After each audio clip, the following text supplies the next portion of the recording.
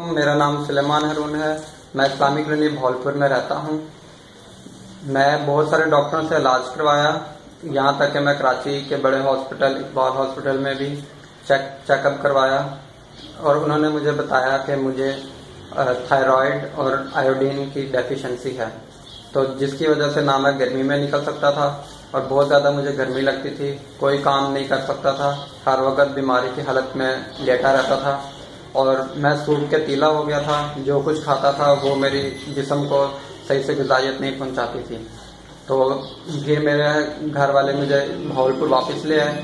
इधर आके हमारे अजीज रिश्तेदारों ने हमें डॉक्टर मोहम्मद सलीम चौधरी के बारे में बताया, जिनसे मैंने इलाज करवाया और अल्लाह के फजल से उनके इलाज से मैं ठीक हो गया और अब मुझे कोई बीमारी नहीं है, ना मुझे थायराइड है, ना मुझे आयोडीन की डेफिशिएंसी है।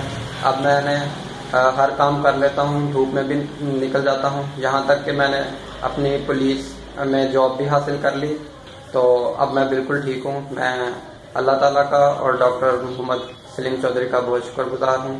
तो इसी तरह मेरा ये छोटा भाई है एलिया हारून, तो जिसकी जो पहले से बचपन से बीमार था, हमने इसका भी काफ़ी डॉक्टरों से भावलपुर में इलाज करवाया।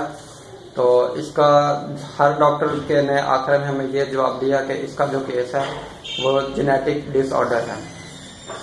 तो इसका इलाज और सब डॉक्टर ने इसको लाइलाज कर दिया।